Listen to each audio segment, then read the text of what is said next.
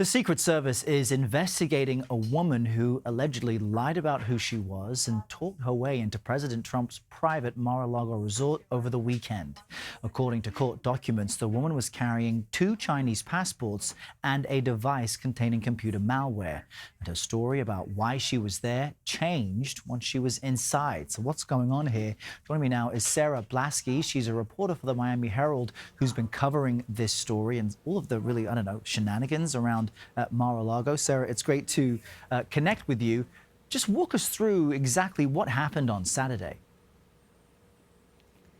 Right. So as we understand it from the court documents, on Saturday, a woman, Yu Jing Zhang, entered the area around Mar-a-Lago that Secret Service had sort of cordoned off. And she was stopped by Secret Service and originally told them that she wanted to use the pool at Mar-a-Lago.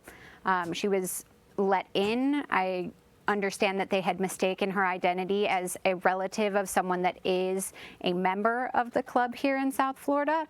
So she's let in, she's taken around the grounds briefly on a golf cart, and then she is left in the entryway, the security area of the club, where she tells security officers and Secret Service officers that, in fact, she wasn't there to use the pool. She was there for a U.S.-China dinner roundtable discussion where she planned to talk to U.S. politicians about their U.S.-China trade and economics. So she actually was able to be let in despite not having an identity that they could confirm. What's the status, as far as you know, of the investigation? Where is she and what might happen next?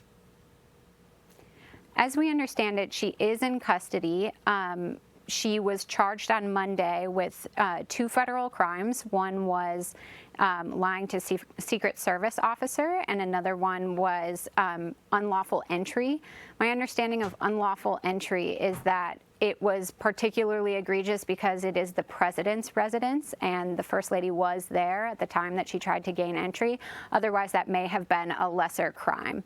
But in this case, she is being investigated by federal authorities. There is no indication that she has been charged for anything else, no espionage charges to date, but we do know that when she was searched by Secret Service personnel, she was found carrying 4 cell phones, a computer, an external hard drive, and a thumb drive. And on that thumb drive, an initial forensic analysis showed that it contained malware. But again, we don't know if she loaded that, someone else, or if it just happened to be there. There are no details on that yet. And while President Trump wasn't physically at Mar-a-Lago at that time, he was staying there over the weekend, and he happened to be away golfing, as he usually does. And this really exposes what appears to be security lapses at Mar-a-Lago, a place where there have been concerns that people can effectively pay their way in and get very close to the sitting president of the United States. You were part of the trio at the Miami Herald,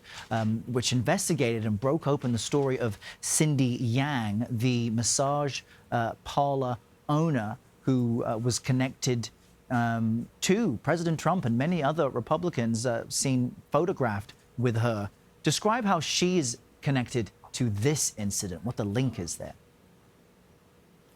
Sure. So after the initial report, various news organizations, including the Miami Herald, dove into a business that Cindy Yang started called GYUS Investments, and it's a consulting firm that targeted Chinese clients. That consulting firm promised photos with the president and his family, face-to-face time, access to these sort of elite dinners, and a chance to market one's business at Mar-a-Lago. And one of the events that she had advertised recently, prior to taking the site down a couple of weeks ago now, was an event on March 30th, so Saturday, at Mar-a-Lago. There were 2 planned events that day. One was a dinner, sort of U.S.-China summit that Cindy Yang was promoting on her website, and another was Safari Night 2019. So Safari Night is a charity, a fundraiser for the Young Adventurers Youth Charity. But in previous years, in 2018, Cindy Yang had also used that event to bring guests along with another man named Charles Lee.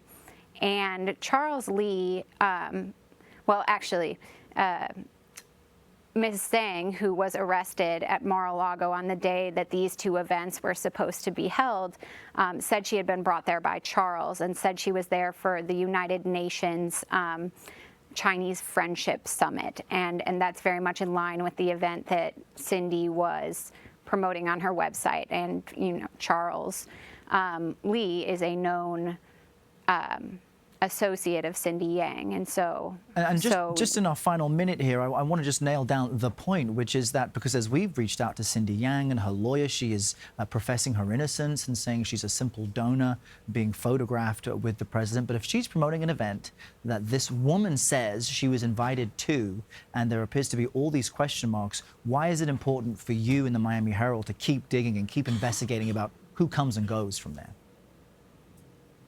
Sure, I think we're all just starting to learn about how this system works, and what we know is these events are promoted by people that have access here in South Florida. They have their own invitation. The event is put out on Chinese social media, and pretty much anyone with enough money can pay to attend. That has raised flags for national security experts who say that certainly the Chinese government could take advantage of those open points of access. And so I think that's why we think it's important, is who is actually taking advantage of these inroads that Cindy Yang and others, quite frankly, have provided. And we should make clear the White House doesn't provide a guest list, doesn't make it clear who is coming and going from Mar-a-Lago, because it's a private property, despite the president, of course, being paid by taxpayer dollars. Sarah Blaskey, great reporting. We'll continue to follow your work. Thank you very much. Thanks for having me.